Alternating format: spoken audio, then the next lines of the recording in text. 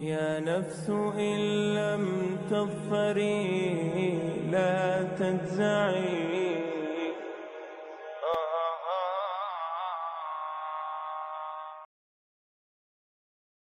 ملة أبيكم إبراهيم.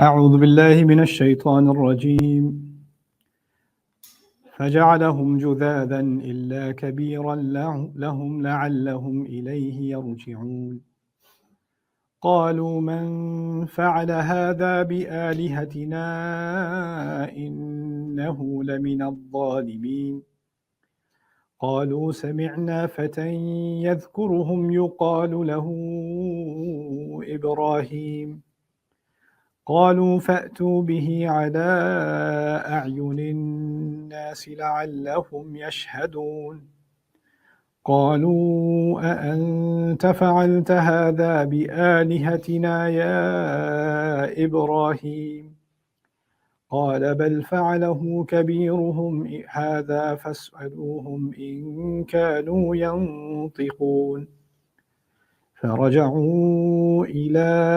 أنفسهم فقالوا إنكم أنتم الظالمون ثم نكسوا على رؤوسهم لقد علمت ما هؤلاء لا ينطقون رب اشرح لي صدري ويسر لي أمري واحلل عقدة من لساني يفقهوا قولي فالحمد لله والصلاة والسلام على رسول الله وعلى آله وصحبه أجمعين. Assalamu alaikum wa rahmatullahi ta'ala wa barakatuh.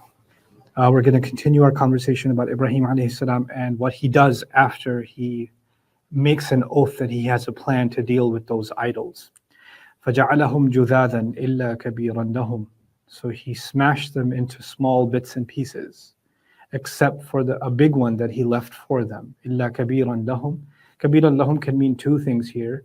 A big one that he left for them to find, or the big one that they had affinity for. So the lahum could mean two things, meaning the big one that they had the most affinity for, or the big one that he wanted as part of the demonstration he's going to make. I'd like to remind you that this way of making a case that your worship of false gods is incorrect is something exclusively given to Ibrahim alayhi salam, and it was not given to other prophets. And is not something that is left as a sunnah for us, like if Muslims were in charge of a society and there were Buddhists living in that society or Hindus living in that society, that we would, when they have their festival, we would go back into the temple, break all the idols and leave the big one. So when they come back, they can say, who did this? And we say, ask the big one. And if we did that, we'd be following the sunnah of Ibrahim alayhi salam. I say this because this actually happened.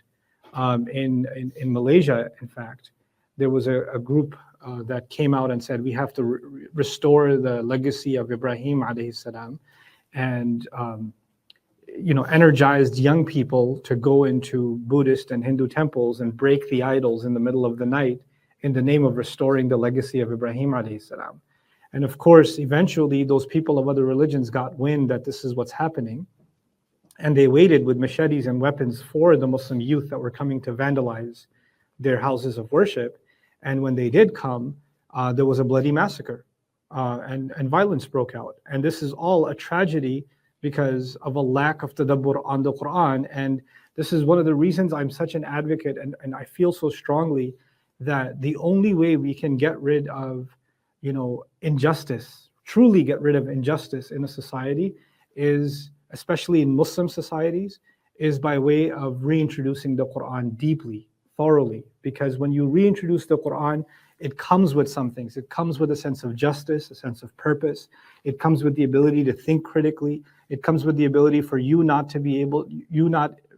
joining a cult. You don't become worshipers or blind followers of a personality. You don't start thinking somebody is a saint and they're so holy that everything that comes out of their mouth is correct. You become a sincere, genuine follower of truth. And you respect those who know more than you, but you also know how to respectfully disagree. You know how to make up your own mind. These are the things that empower a human being. And this is one of the most fundamental things our deen wants from us. The last thing the qualities of the society of shirk, the people that don't believe in the right religion, they have certain qualities. And I want you to take note of those qualities in the people of Ibrahim. The nation that he was dealing with, they had certain qualities. And we have to be really careful in asking ourselves, are we becoming, as a Muslim society, are we becoming a kind of society that has the kind of qualities that those people had, right? Because we're on the Ibrahim side of things. We're not supposed to be on the mushrik side of things. Alhamdulillah, we're not worshiping idols. But if our mentality and our thought process resembles them more than it does Ibrahim alayhi salam, there's something really wrong with this picture, right? So we have to study these passages with a critical eye. Now, I say that Ibrahim alayhi salam was given this mandate to destroy the idols, and it's something exclusively given to him. First of all, Allah has alluded to that in different places, like tilka hujjatuna ataynaha Ibrahim, or وَإِذِ ابْتَلَى إِبْرَاهِيمَ رَبُّهُ بِكَلِمَاتٍ فَأَتَمَّهُنَّ. Allah Azza wa Jal tested Ibrahim alayhi salam with instructions, and he fulfilled all of them. So there's a special kind of test. إِذِ ابْتَلَى إِبْرَاهِيمَ رَبُّهُ, يعني إبراهيم خاصة, right? So it's muqaddam. The maf'ul bihi is muqaddam. The object of the verb is preceded. And what that would suggest is the way Allah tested Ibrahim alayhi salam is not like he tested any other prophet. And actually, even Allah didn't say, bil ibtila'at, or bil fitan. He said bi kalimatin.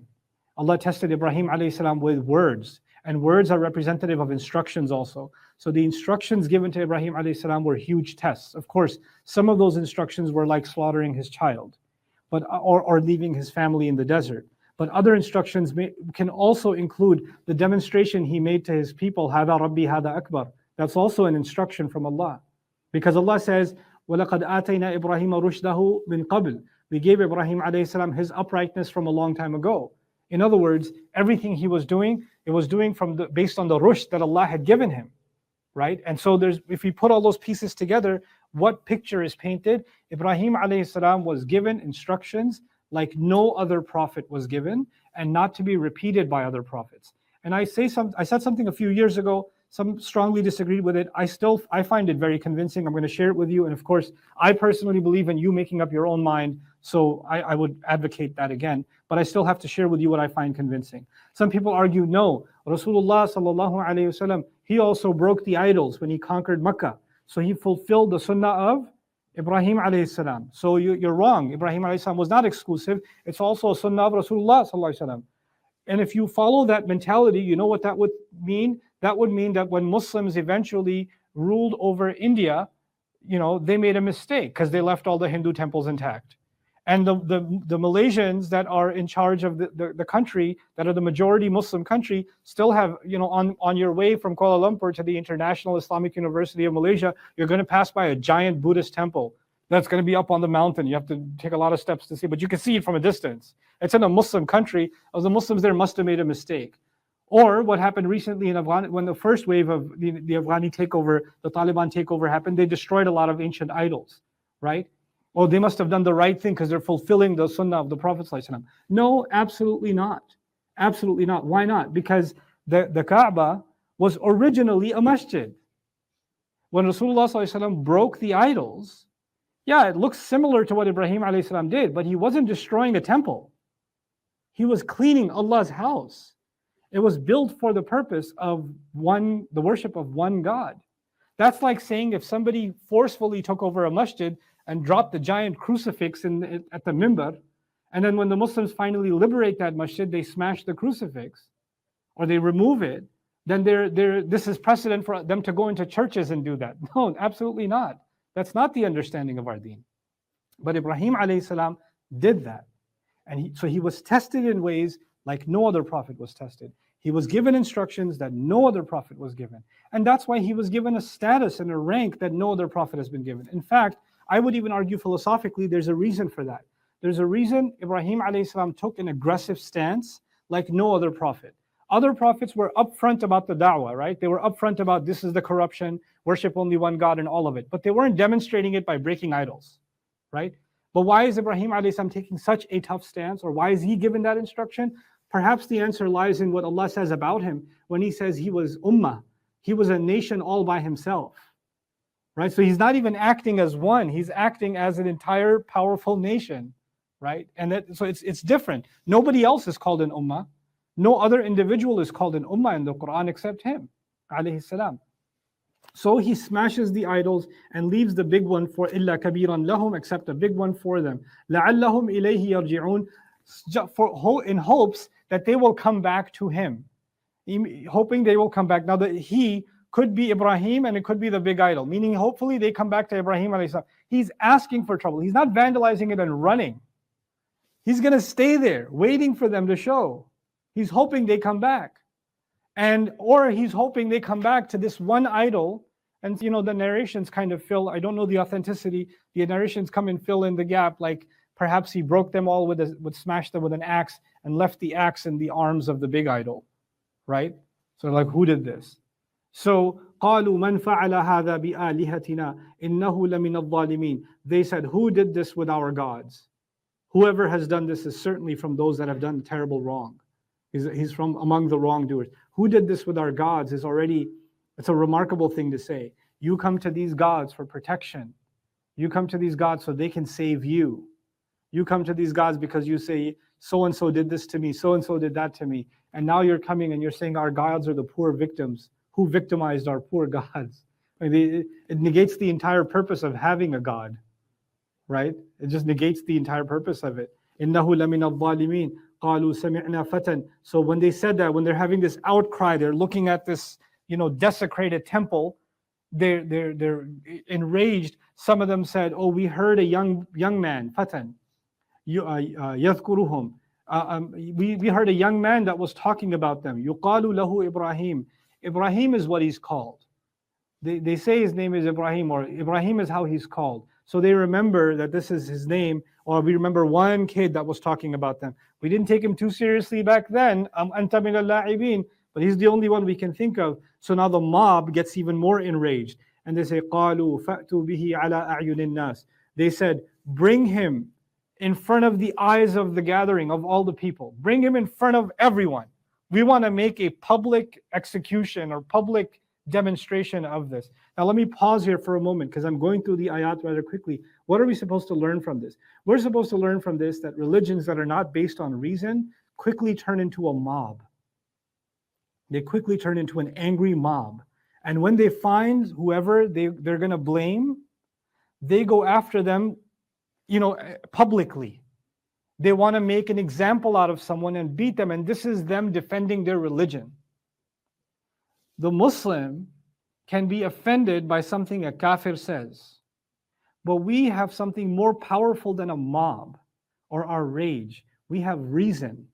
We have the word of Allah. Allah in the Quran says, وَقَالُوا, and they said this. And they said to the Prophet, he's mu'allam, majnoon. He's being taught by somebody. He's crazy. They said, things about the Quran. They said things about Allah. They made fun of the resurrection, and we don't go. They made fun of our iman in the akhirah. Who did that? Who's with me? Takbir. Let's dhabiha that guy. Send him to the akhirah, then he'll believe in the akhirah. We didn't have that mentality. Quran says they say the most offensive things about your faith. They say the most offensive things about your book. It's in the Quran.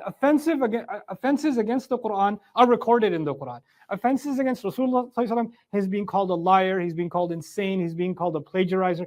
All of those offenses are recorded in the Quran. We recite them with tajweed.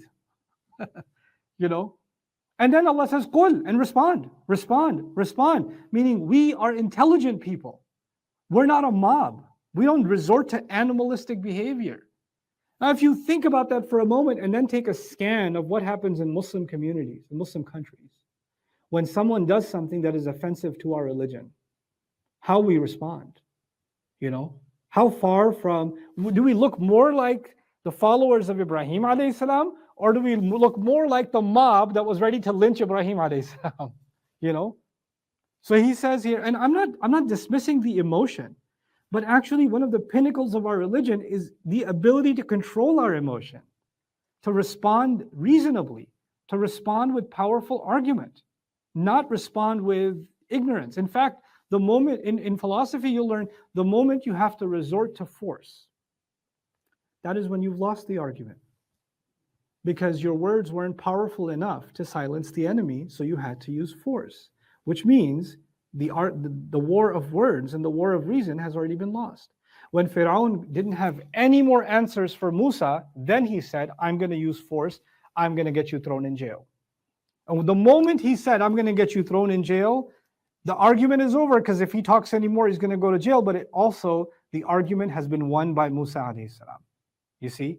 So the moment threats begin, the argument has already been won. So when they said, bring him in front of the people so they can all see. Now, bring him in front of the people so he can explain himself. Let's see what they're going to say. قالوا أأنت فعلت هذا بآلهتنا يا إبراهيم? They said, you? Did you do this? Were you really the one who did this? Ibrahim, you did this with our gods? قال بل فعله كبيرهم. No, their big one did it. Their big one did it. Now, you would say, Astaghfirullah al-Azim, lying is haram in Islam. I mean, the big one didn't do it, right? Ibrahim alayhi salam did it. Allah just told us he did it. And a few ayat later, Ibrahim alayhi salam saying, no, he did it. So, is this a lie, is the question. No, it's not a lie, because when you know and I know what the truth is, so if you say to me, hey, where you been? And I say, I've been in jail. No, I saw you yesterday. Where you been? I was in Africa. Where you been? I was in the Atlantic Ocean. What's it to you? No, just tell me. When I say that, you already know I'm not telling the truth. I'm not deceiving you. I'm being standoffish with you. Okay? So when somebody gives you an answer, you know and they know it's not true, then it's not a lie. Right? It has another purpose. You know what the other purpose is? The other purpose is you're being standoffish, or you want to make someone feel stupid. Basically. Right? And so here, when Ibrahim alayhi salam says, the big one did it. I mean, he's playing along, and he wants them to feel ridiculous. He wants them to feel that. Again, something that you don't find prophets doing. Prophets don't want to make their people feel stupid. They want to invite them. Da'wah is an invitational thing. It's not a condescending thing. But Ibrahim alayhi salam's rage against shirk is so powerful that it makes him take this snickering comment, بَلْ فَعَلَهُ كَبِيرُهُمْ هَذَا. This big one. I mean, look, all of them got smashed. He seems to be doing okay. Don't you think that's a little suspicious, guys? I mean, something's off with this. بَلْ فَعَلَهُ كَبِيرُهُمْ هَذَا. And they say, well, why are you asking me first? I seen you guys ask this one for your cow's not giving you enough milk, or it didn't rain enough this season. You ask him all kinds of stuff. Why don't you ask him? فَاسْأَلُوهُمْ إِنْ كَانُوا يَنْتِقُونَ. And also, your gods, they can't just because he smashed them, does that mean your gods are dead? Because your gods are ever living, right? So you could just take one of the Lego pieces and ask them, hey, who did this to you? Right? So he says, فَاسْأَلُوهُمْ إِنْ كَانُوا يَنْتِقُونَ. So he says the big one did it, and you know who he's not going to admit it, because he's the big one. He's going to be like, nah, I didn't do it. I know the weapon's in my hand, but I didn't do it. So you know who's going to tell you? The victims will testify. So why don't you look at the little pieces and ask them, إِنْ كَانُوا يَنْتِقُونَ, if they can talk. Because, I mean, you talk to them. Clearly, you must talk to them, because they must talk back. So go ahead. فَرَجَعُوا إِلَىٰ أَنفُسِهِمْ. So the literal phrasing in the Quran is they went back inside themselves. They went back towards themselves. You know what that means? They got stopped dead in their tracks, in their thought process. Like, wait, what? What just, it's I think the modern expression for that is they got owned, right? They just felt so crushed by that argument that they started questioning themselves. Wait, I'm angry about who did this? These gods couldn't defend themselves? I'm supposed to ask these smash pieces? That doesn't make any sense. But if it doesn't make any sense, then my religion doesn't make any sense.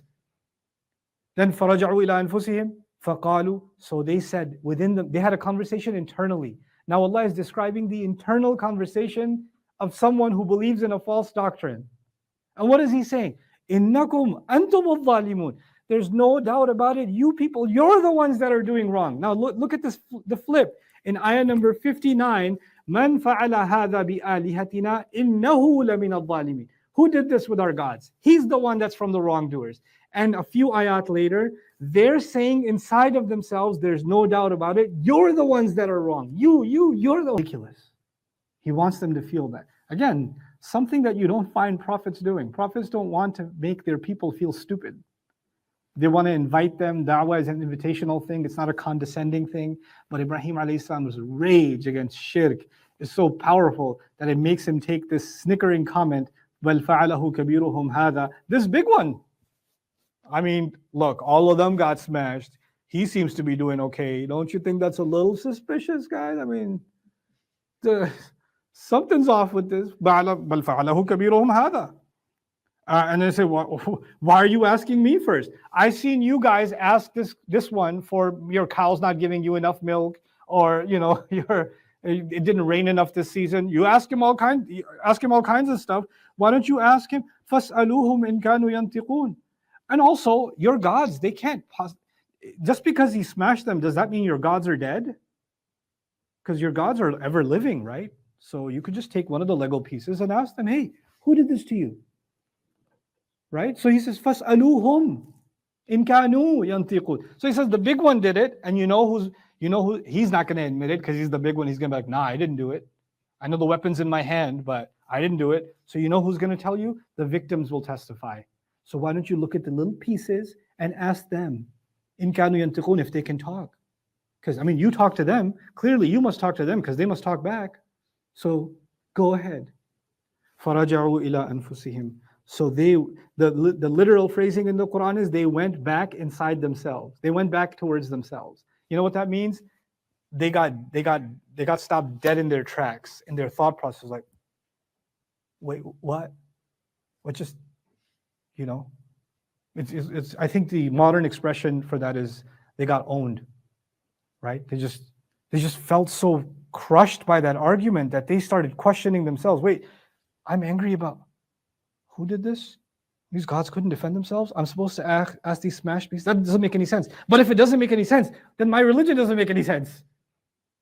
Then فَرَجَعُوا إِلَىٰ أَنفُسِهِمْ فَقَالُوا. So they said within them, they had a conversation internally. Now Allah is describing the internal conversation of someone who believes in a false doctrine. And what is he saying? إِنَّكُمْ أَنْتُمُ الظَّالِمُونَ. There's no doubt about it. You people, you're the ones that are doing wrong. Now look at this, the flip. In ayah number 59, مَنْ فَعَلَ هَذَا بِآلِهَتِنَا إِنَّهُ لَمِنَ الظَّالِمِينَ. Who did this with our gods? He's the one that's from the wrongdoers. And a few ayat later, they're saying inside of themselves, there's no doubt about it, you're the ones that are wrong. You're the ones that are wrong. SubhanAllah, there's a flip that's happened internally. But just because someone accepts the truth internally doesn't mean they're willing to say it externally. And this is the human ego. Human ego is yet another god that we must talk about. Someone knows they're wrong. They know they're wrong, but their pride will not allow them to accept it. In fact, not only will they not allow themselves to accept what they know to be wrong and admit it, they will become more aggressive and dig their heels even deeper on the wrong. They'll get even more, oh yeah? And instead of taking a step back, and you would think that they're now on the defensive. No, the best defense is what? Is offense. So they get even more offensive. So internally they're defeated, and externally they're enraged.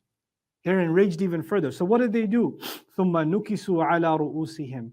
Then they dropped they fell. This expression actually is figurative. It's suggesting that they were thrown back on their heads, meaning like they dropped their heads and they're just like, how do I come up with an answer? They dropped their head down like they're searching for an answer, It also means they bowed their heads down in shame. But then when they raised their head, they're like, we got to say something. So what did they say? I love their answer. لَقَدْ عَلِمْتَ مَا هَؤُلَاءِ لَا يَنْطِقُونَ. مَا هَؤُلَاءِ يَنْطِقُونَ, sorry. You already know, these don't talk. Wait. I already know these don't talk, but that means that they don't talk to you either, bro. Did you just make my point? So in their rage, they admitted they're wrong. And sometimes the thing with wrongdoers, when ego becomes a god, is that in their rage, they can even admit they're wrong and say, yeah, I'm wrong, so what? The defiance reaches a point where reason is no longer a criteria, right? So I am wrong, so what? So they say, مَا كَانَ هَؤُلَاءِ يَنْطِقُونَ. You already know, these don't talk at all. So then after that, قَالَ أَفَتَعْبُدُونَ مِن دُونِ اللَّهِ مَا لَا يَنْفَعُكُمْ شَيْئًا وَلَا يَضُرُّكُمْ. So you're worshiping, other than Allah, something that can't benefit you, can't harm you, because they can't even benefit themselves. They can't even prevent harm from themselves. How are they going to benefit you? How are they going to cause you harm? You know, this statement is not just a statement about idols. When I truly internalize Iman, you know what I've internalized? A human being, at the end of the day, a human being cannot benefit me and cannot harm me. Society cannot benefit me and cannot harm me. No one can benefit me or harm me when Allah wills it not to happen.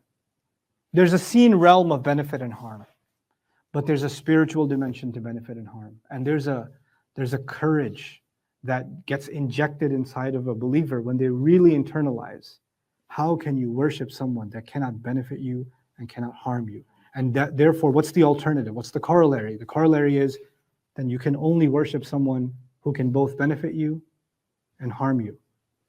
Which means now my relationship with Allah is, only Allah can alleviate harm from me. Only Allah can give me benefit. And if there's harm coming my way, that can only come to me if Allah wills it. It cannot come to me any other way. No one can do anything to me except by Allah's permission. مَا أَصَابَ مِن مُصِيبَةٍ إِلَّا بِإِذْنِ اللَّهِ.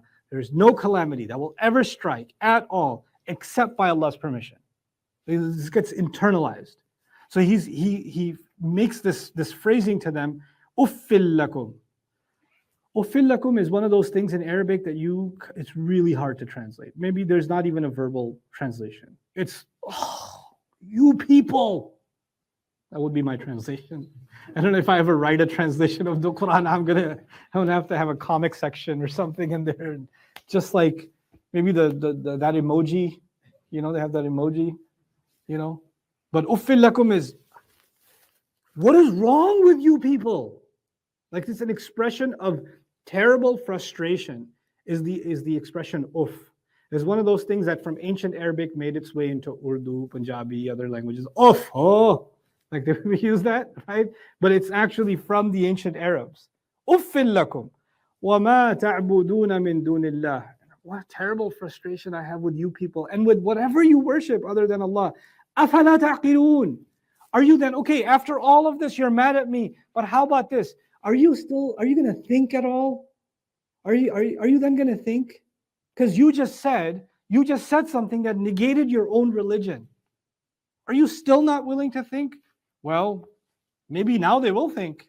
Or maybe the ego is bigger than the ability to think. Because what does pride do? Pride and rage, they obliterate my ability to think. So thinking can lead me to truth, right? But pride and rage can keep me on my falsehood and make me even more aggressively committed to my falsehood. So what's their response? قَالُوا حَرِّقُوهُ. Burn him alive. Set him ablaze. That's their response. When he said, don't you think then? They said, burn him alive. This is obviously now, not only have they lost the argument, they've proven that he's right, but they've also shown us something else. The people that follow the people of Ibrahim alayhi salam, the people who follow the religion of Ibrahim alayhi salam, us, we're able to keep our cool no matter what is said in response. We're able to respond with reason. But the people who follow the way of the ignorant, the one he was challenging, they can't handle confrontation. They can't handle being challenged. And they get to the point where they have no responses. Their only response is, I must destroy you. It's not enough to shut you up. I must annihilate you. I must end you. حَرِّقُوهُ. And not only will I end you, I will make it look like I'm doing something righteous. How? وَانْصُرُوا آلِهَتَكُمْ. Burn him alive and help your gods. Meaning, by burning him alive, you'll be helping, aiding your gods. My God, you turn to gods for aid. You don't aid your gods. you know. So, but now the psychology of it is important to understand. Burning Ibrahim alayhi salam alive is actually a religious mandate now. If you truly care about your gods, you must destroy him. The real reason you must destroy him is we don't have answers for him. He's raising questions we don't have answers to. Let me bring this down to reality. It's going to sound a little bit controversial, but I think it's important for us. You know, Islam has gone through many phases in its history, and Muslim civilization has gone through many chapters in its history, and we're now in a new chapter. In this new chapter, after the rise of the internet, social media, free thinking, open access to information, there are, if you want to learn your religion, you can just go on YouTube and learn your religion if your country allows access to YouTube or whatever other platform. You have access to information you never had before, but you also have access to criticisms against Islam or questions about certain conclusions about Islam that you never imagined, right? So your parents and their parents and their parents, they learned something and they accepted it and there was no questioning it. But now your kids' generation is exposed to information that's saying, hey, why do you believe in this religion? It has this contradiction. Or, the scholars say this, but the Quran is saying this, or the Hadith is saying this, or how is this Hadith authentic? Or all kinds of questions, How is this fatwa correct? Or whatever. Well, all kinds of questions challenging what we thought we knew.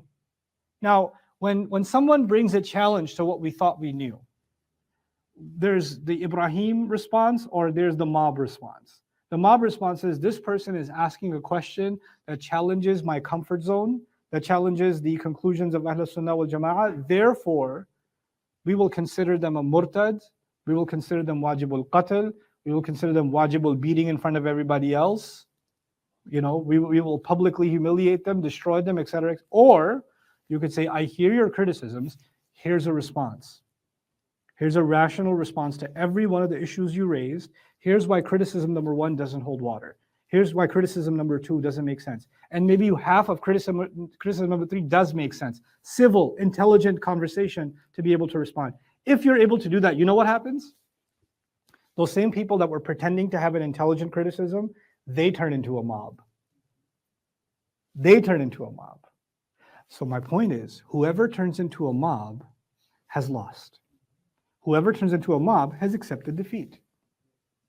So when the language becomes, oh, you people, I hate you people, or let's do this, and you are the problem with society. When you start talking like that, then that's not this deen. This deen says, أَفَلَا تَعْقِلُونَ. We've just read the ayah. He invited, why don't you think? Why don't you intellectualize? Why don't you analyze? Why don't you use your head?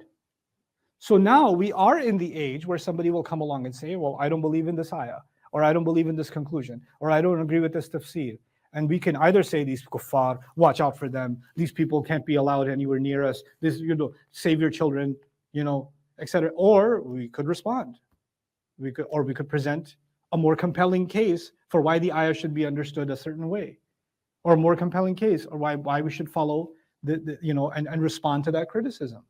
Because at the end of the day, truth is not about what makes you comfortable. Truth is what stands on the foundation of evidence, right? If you can present strong evidence, then you've presented your case. That's it. It's that simple, right? So here we're learning that about ourselves. And the fact that Muslims are so quick to get into protest and anger and rage and warnings and threats and all this stuff, you know what that tells you? How far we've come from the religion of Ibrahim alayhi salam.